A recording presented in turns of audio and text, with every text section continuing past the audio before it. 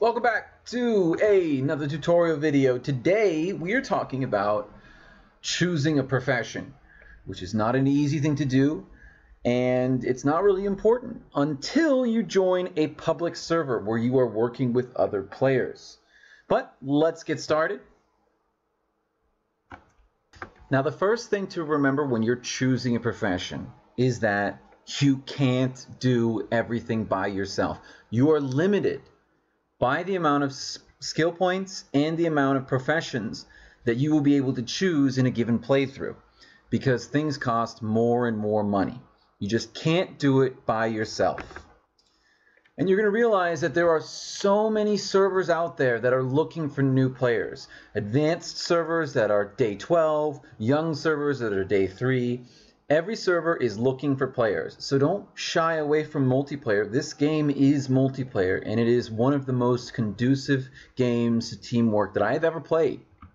I would totally learn how to play the game first and understand the basics, but then screw solo player. Solo player is boring. Playing this game by yourself is boring. Go out there and join a server. Highly recommend it. Alright, now to understand it better, let's go ahead and look at the professions themselves. You'll see now there are 9 different professions, and inside of there you have specialties that range from 5 to 6 different kinds of specialties. These are what's more important. Yes, you can be a chef, but what kind of chef are you? Are you a baking chef? Are you a campfire chef? Are you one that works at a kitchen or a stove? So this is where you sort of start to understand where you can specialize.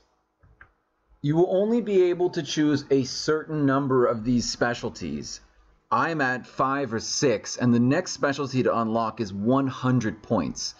I mean, I'm at 66, and yes, it could take a day if I had full max skill points, but that takes a long time. So generally throughout your playthrough, you only have about 6 to 7 at end game specialties. But I always recommend doing specialties that work really well together. Like hunting, butchering, and cooking, or tailoring, or engineering, road building, and industrial. Those things go hand in hand, so you can fill a greater gap in the economy and be a more useful player. But when you're finally ready to choose something that you want to do, the best way of doing that is going into a server, talking to people, understanding what is needed in the game. A lot of times you'll go into a server that is pretty progressed and a lot of the professions are filled up, but that doesn't mean that you can't go out and make money in that server.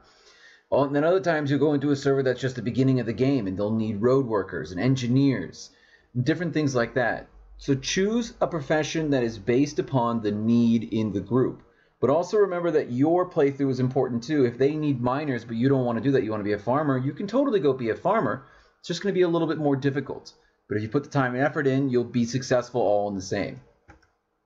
All right, well, that concludes our discussion on the professions. If you really have questions, I always recommend going in game and figuring out what people need. At the end of the day, it's really about what you want to do and really what you want to enjoy, but also there is a demand in game, economy-wise and necessary. Sometimes people need different things. But really what you want to focus on is you want to be able to be a successful member in your group. Hopefully this was educational. I think the skills and the skill tree have a lot more fleshing out to do, but all in all, they're all pretty interesting. So yeah, have at it.